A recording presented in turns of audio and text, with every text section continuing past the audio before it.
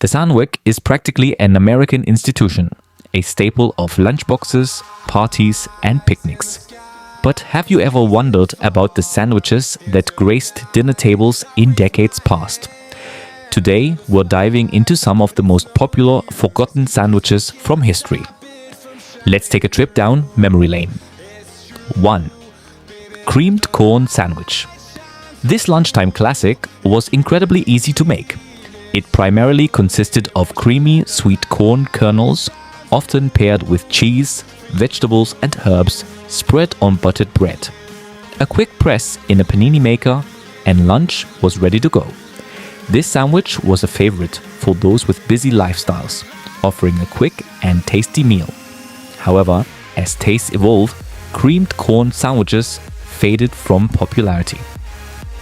While a rarity in restaurants today, it's still beloved by those who appreciate nostalgic flavors and vegetarian-friendly options. 2. Pimento cheese sandwich. A true American classic, the pimento cheese sandwich was once a household favorite. Originating in the North, it became a southern staple due to the abundance of pimento peppers in the region. The simple yet delicious recipe included mayonnaise, warm milk, shredded cheddar, and pimento peppers spread over fresh bread. While it has waned in popularity, pimento cheese still finds its way into modern kitchens as a sandwich spread, a side dish, or even a burger topping. 3. Anchovy paste sandwich. A major staple in the 1950s and 60s. This sandwich was even referenced in pop culture, including the 1981 James Bond film For Your Eyes Only. The recipe was simple yet flavorful. Crushed anchovies mixed with breadcrumbs, olive oil, milk and pepper, spread on toast with cucumbers. While its strong flavor isn't for everyone, the anchovy paste sandwich remains a unique and versatile option for those who appreciate bold tastes. 4. Bacon and peanut butter sandwich. An unexpectedly delicious combination, the bacon and peanut butter sandwich was a sensation in the 1950s and 60s. Made with peanut butter, banana slices, and crispy bacon, this sandwich was a nutrient-dense powerhouse. While changing tastes have made it less common, many still swear by this savory sweet delight. If you're feeling adventurous, try adding ketchup or caramelized onions for an extra kick. 5. Mock ham salad sandwich. A Depression-era creation, this sandwich was a clever solution for when real ham was unavailable. It consisted of ground bologna, chopped hard-boiled eggs, onions, sweet pickle, and mayonnaise, creating a spread that mimicked ham salad. As meat became more accessible, the need for a mock version faded, but it still remains a popular choice for those seeking a budget-friendly alternative. 6. Bologna salad sandwich. Rumored to have originated during World War II, this sandwich was a convenient and cost-effective meal.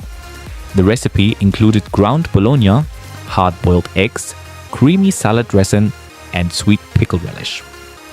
Left to refrigerate before spreading on sandwich buns, it was an easy, long-lasting meal.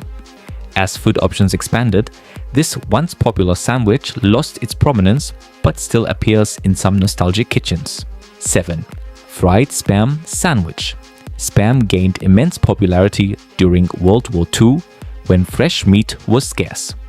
A fried spam sandwich made with grilled spam, cheese, mustard or mayo on toast became a staple for many families.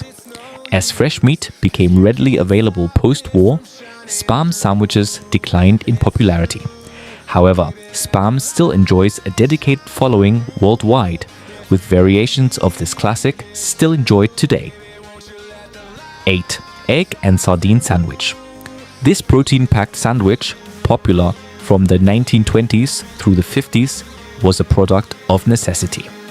Made from mashed hard-boiled eggs and sardines spread between bread slices, it was an affordable and nutritious meal. As more protein sources became widely available, The egg and sardine sandwich faded into obscurity, but it remains a fascinating relic of the past. 9. Mock chicken sandwich. Another Great Depression era invention, the mock chicken sandwich substituted real chicken with a mixture of finely chopped tomatoes, a beaten egg, grated cheese, onions, herbs, and butter. This mixture was cooked into a spread and served between sandwich buns. While it tasted remarkably good, it couldn't compete with real chicken when it became affordable again. 10. Peanut butter and mayonnaise sandwich. One of the most unusual yet beloved sandwiches of the 1920s, the peanut butter and mayonnaise sandwich rose to popularity during the Great Depression. The creamy tang of mayonnaise complemented the rich sweetness of peanut butter, creating a surprisingly delicious combination. While it has largely disappeared from modern menus, those who grew up with it still remember its unique taste fondly. 11. Chicken liver sandwich. A popular fixture in the 1950s, the chicken liver sandwich was a hearty meal, made by marinating and cooking chicken liver, then layering it with lettuce, tomatoes, and mayonnaise on toasted bread. It was a staple in many households. While not as widely consumed today, it still appears in select bars and diners for those with adventurous palates. Some sandwiches have stood the test of time, while others have faded into obscurity due to changing tastes and the demand for convenience. Let's take a look at some forgotten yet fascinating sandwiches that once graced dinner tables. 1. Chicken liver sandwich. This sandwich was a favorite for many, but it gradually lost popularity due to the time-consuming preparation and the shift towards simpler flavors. Despite this, the chicken liver sandwich still holds a special place in some households. 2. Banana and mayonnaise sandwich.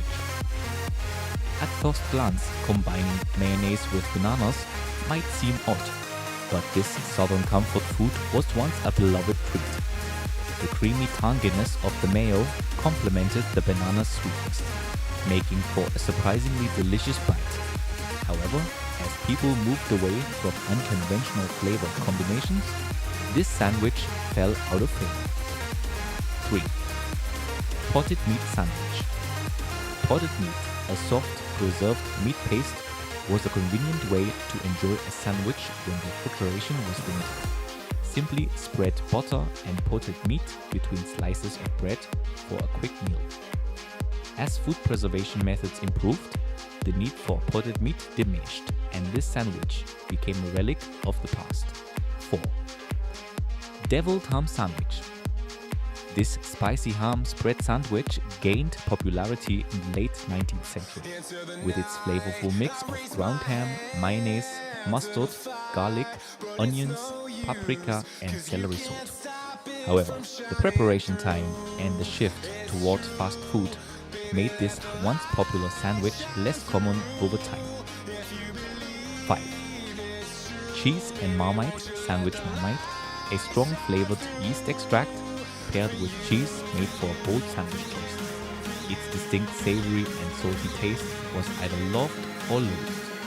As food options expanded, this once common sandwich lost its widespread appeal. 6. Cold meatloaf sandwich. A comforting southern classic, this sandwich consisted of turkey meatloaf, white bread, butter, cheese, and a hint of mayo. Optional toppings like ketchup, tomatoes, hot sauce, or bacon added extra flavor. Despite its nostalgic charm, the shift toward quick and easy meals pushed this sandwich into obscurity. 7. Corned beef tongue sandwich. A high-effort, high-reward sandwich, this dish required slow-cooked beef tongue, combined with carrots, onions, garlic, bell peppers, paprika, and more. While once considered a gourmet home-cooked meal, its labor-intensive process made it less suitable for the fast-paced modern lifestyle. 8. Chicken and cranberry sandwich. This sandwich was a product of the early 20th century's love for cranberry-infused recipes. The combination of shredded chicken, mayo, green onions, dried cranberries, apples, pecans, lime juice, salt, and black pepper created a unique balance of sweet and savory. However, as simpler flavors became the norm, this sandwich faded from popularity. 9. Scrapple sandwich. Scrapple, a seasoned meatloaf made from pork scraps, was a staple in many American homes. Combined with eggs, cheese, and white bread, it provided a hearty breakfast option. Though still enjoyed in some regions, it became less common as people opted for faster morning meals. 10. Head cheese sandwich. Head cheese, a cold cut made from cooked and pressed pig parts, was once considered a gourmet ingredient. When paired with mayonnaise, mustard, and pickles, it made for a rich and flavorful sandwich. However, its unusual ingredients and intricate preparation process led to its decline in popularity. While these sandwiches may not be as popular today, they each have a unique place in culinary history. Have you ever tried any of these? Which one would you bring back?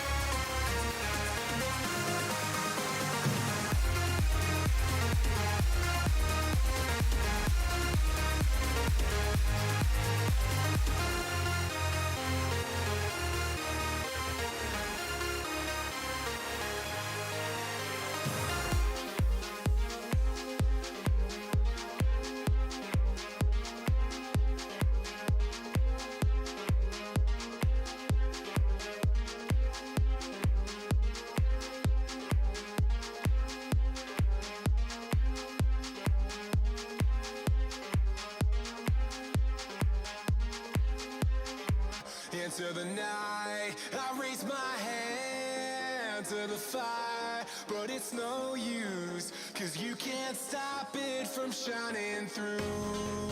It's true, baby, let the light shine through. If you believe it's true, baby, won't you let the light shine through for you, for you, for you, for you, for you, for you, for you, won't you let the light shine through?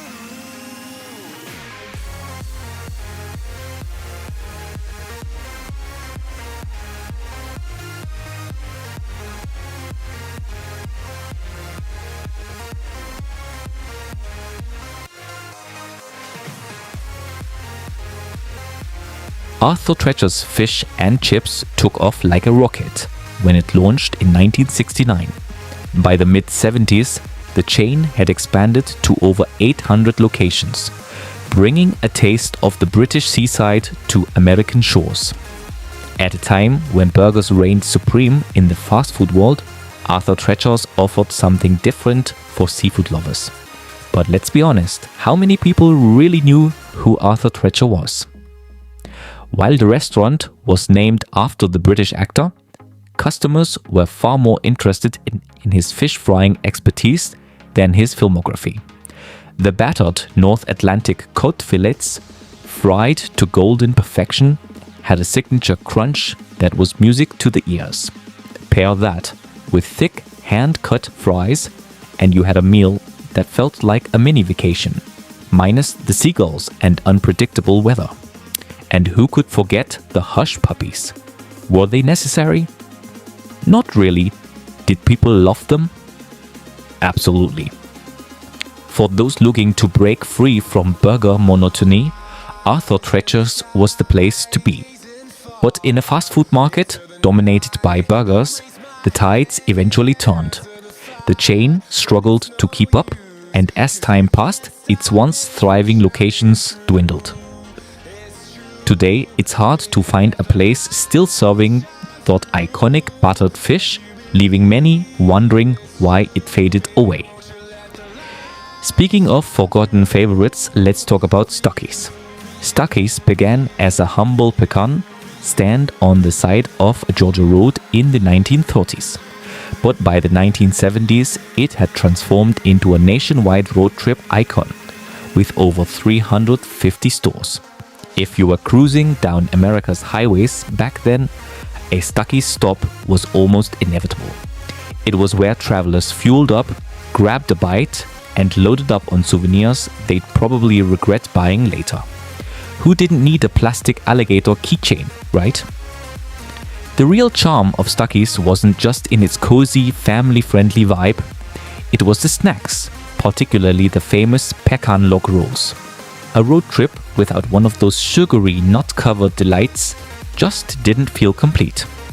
The food itself wasn't anything special. Hot dogs, burgers, and southern comfort dishes. But it was reliable, just like an old friend from middle school. Despite its nostalgic charm, Stuckey's couldn't keep up with the corporate giants that eventually took over highway rest stops. Slowly but surely, the once thriving chain faded into history. Next time you pull into a gas station on a road trip, take a moment to remember the simpler days when Stuckey's was the go-to stop for weary travelers. And speaking of simpler times, few restaurants bring back cherished memories quite like Bennigan's. In its prime, Bennigan's was the go-to spot for a special family dinner. Hardworking parents would take their kids there for a treat. And at the time, few realized the sacrifices they made to create those moments. As a kid, you weren't thinking about the cost. You were just there for the mozzarella sticks. Among casual dining spots like Chili's, TGI Fridays, Applebee's, Red Robin, and Ruby Tuesday, Bennigan's stood out. It had the perfect combination of a lively atmosphere, hearty food, and if memory serves, some of the best chicken tenders known to humankind. Though a handful of Bennigan's locations still exist, they are a shadow of their former selves. The charm and excitement of the original chain seem to have disappeared. Maybe it's nostalgia talking, or maybe restaurants just don't live up to childhood memories. Either way, it's hard not to miss those carefree days when a simple meal at Bennigan's felt like the highlight of the week. Nostalgia makes everything taste better. Either way, Bennigan's in the 70s and 80s was unbeatable. We're going back to back on a trip down memory lane, so let's take you back to a time when casual dining was more than just a microwaved burger. 11. Howard Johnson's was such a friendly place to have good food. Believe it or not, Howard Johnson's was actually great in the 60s and even into the 70s, and we have none other than Jacques Pepin to thank for that. Yes, the Jacques Pepin, a cooking legend, was once developing recipes for them. Who knew fast food could have such a sophisticated sous chef? Howard Johnson's was practically the McDonald's of the 70s. You couldn't miss that signature orange roof, standing tall like a beacon for road trippers across America.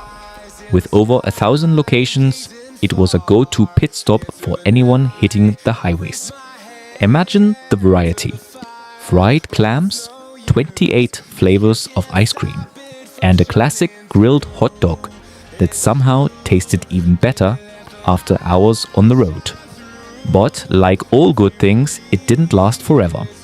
Mix in some questionable management choices and those famous orange roofs started to disappear. By the early 2000s, only one location remained. And in 2017, it finally closed its doors for good. Now, Howard Johnson's is just a distant memory. But let's be honest, did anything ever taste as good as you remember? 12. Lum's, where burgers were cooked to order and beer was on the menu. Lum's started in the early 1950s as a humble hot dog stand in Miami Beach, founded by two brothers with big dreams and a love for hot dogs and beer. By the 70s, Lum's had grown into a national chain with its own quirky spin on fast food. What set Lums apart? Beer. They were one of the first chains bold enough to serve beer alongside their menu. A cold brew with your hot dog? Now that's an upgrade. The menu was a mixed bag. Hot dogs, burgers, and the pièce de résistance, their famous steamed beer-buttered buns. Seriously, who knew buns could taste that good? Lums hot dogs wrapped in those steamy buns made every bite feel first class. And let's not forget the Lums special. A hot dog so loaded with toppings, it could probably double as a building. The vibe was dark wood paneling, a bar in the corner, and an atmosphere that felt more like a local pub than a fast food joint. While it wasn't exactly kid-friendly, Lums still found a way to fall out of favor with the masses. But up next is a joint where kids of all ages could spend hours inside without feeling out of place. 13. The Brown Derby. What was the Brown Derby like? Imagine eating prime rib, and there's a chance the person at the next table is a movie star, or at least someone playing one. How's that for ambience? Established in 1929, the Brown Derby quickly became the spot to see and be seen in Hollywood. I mean, when your building is shaped like a derby hat, how could you not attract attention? The original location on Wilshire Boulevard became the go-to hangout for movie stars, producers, and anyone who wanted to rub elbows with Hollywood's elite. By the 70s, the Brown Derby had expanded to multiple locations, even landing one at Walt Disney World. The menu was just as iconic, with the legendary Cobb salad, created by the owner, Bob Cobb, yes, that's his real name, alongside prime rib, fried chicken, and other classics. The decor was just as memorable, with walls lined with caricatures of the famous patrons who dined there. But even star power couldn't save it from going under. Still, at least its downfall wasn't as dramatic as the next restaurant on our list. 14. Chi-Chi's Celebration Sampler. Which restaurant had the best Tex-Mex in America before it imploded? Do you really need us to tell you? Founded in Minneapolis, Chi-Chi's quickly became the go-to spot for Tex-Mex cuisine. With its vibrant decor and festive atmosphere, the restaurant was a celebration of culture and flavors. By the late 70s, Chi-Chi's had expanded rapidly, boasting over 200 locations and introducing dishes that would become Tex-Mex staples. Who could forget the signature crispy nachos piled high with melted cheese, jalapenos, and all the toppings? And what about those iconic chimichangas? Chi-Chi's was on fire until it wasn't. A combination of financial mismanagement and one disastrous foodborne illness outbreak led to its eventual downfall. By the early 2000s, Chi-Chi's was all but gone, leaving only memories of sizzling fajitas and frozen margaritas. These restaurants may be gone, but the nostalgia they bring still lingers. Whether it was a plate of fried clams at Howard Johnson's, a beer-steamed hot dog at Lums, or a larger-than-life Tex-Mex feast at Chi-Chi's, they all played a part in shaping the golden age of dining out. Chi-Chi's created an experience that invited diners to immerse themselves in a lively atmosphere with a margarita in hand. It felt like a mini vacation, right? The restaurant was known for its generous portions and family-style dining, making it the perfect spot for gatherings. But did Chi-Chi's keep up? Some of you must have absolutely loved it. Maybe you always ordered their Monterey chicken enchiladas. But then, disaster struck. In one terrible year, a Chi-Chi's in Pittsburgh was hit with a hepatitis A outbreak, traced back to contaminated green onions from Mexico. After that, no one wanted to set foot in a Chi-Chi's again. Next up is a more wholesome story, but that doesn't mean anyone would want to touch this restaurant with a 10-foot pole right now. 14. Victoria Station. When we say Victoria Station was a cut above, we mean it. Like its famous prime rib, cooked and cut to perfection, all aboard the steakhouse train. Truth be told, Victoria Station's origin isn't exactly the stuff of legend, but the story behind its 3-generation legacy of grilling fine steaks is worth sinking your teeth into. Back in the day, when the British governed Malaya, they were too busy with croquet and afternoon tea to worry about cooking. Naturally, the task fell to the butler. But even the most dedicated butler needed help, so he hired kitchen staff. And these weren't just any cooks. They elevated steak grilling to an art form, creating steaks more flavorful, aromatic and appetizing than anything at the average British dinner table. No offense, Brits. The creator of Victoria Station happened to be one of those who mastered the perfect steak. One day, while on vacation in England, the family was riding a train when someone had a genius idea. What if there was a steakhouse inside a train? And just like that, history was made. Or was it? Who wouldn't want to enjoy a fine steak in a train-themed setting? But what caused this popular chain to derail? By the late 1980s, Victoria Station was struggling with financial troubles, unable to keep up with changing dining trends and fierce competition. The novelty of the train car experience couldn't mask operational challenges, and one by one, locations closed. By the early 1990s, most of the restaurants had vanished. Was Victoria Station too much of a high-tech concept? Did that contribute to its downfall? If it did, then what can we say about the next restaurant, which was supposed to be simple, yet exciting enough to survive anything? 15. Roy Rogers. Did you think we'd forget about Roy Rogers? I used to love the double R bar burger. I make my own now, but it's just not the same. Founded in the late 1960s, Roy Rogers was named after the beloved cowboy actor and singer, quickly becoming a staple for families seeking hearty meals. Its first restaurant opened in Virginia, and by the 70s, the chain had over 600 locations. It combined the excitement of the Wild West with quick dining. Who wouldn't want to eat in a place that felt like stepping into a cowboy movie? The star of the show was undoubtedly the roast beef sandwich, served with variety of fixings. But it didn't stop there. The chain also offered fried chicken, burgers, and their famous Fixins bar, where diners could load up on toppings and sauces.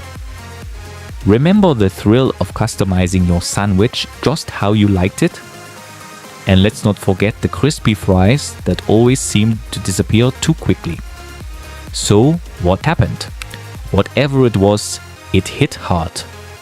Roy Rogers plummeted from the heights of dining to the bottom of the barrel.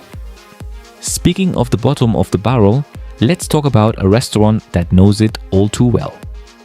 16. Shoney's Big Boy. Shoney's Big Boy sure made a big deal about quality. Originating in the late 1940s, Big Boy and its distinctive mascot, a cheerful figure with a double-decker burger, became an American icon. Shoney's was like a home away from home at its peak. Who needed a kitchen when a Shoney's was right around the corner? The menu was a buffet of comfort food, featuring the signature Big Boy Burger, a juicy double-decker topped with lettuce, tomato, and special sauce. But the real draw? The all-day breakfast offerings, fluffy pancakes, sizzling bacon, and omelets that could satisfy even the heartiest appetite. Can you remember the joy of digging into a plate of crispy, perfectly seasoned hash browns? Families flocked to Shoney's for its generous portions and all-you-can-eat salad bar, making it a go-to spot for birthdays and graduations. While it may be gone now, the original still holds a special place in people's hearts.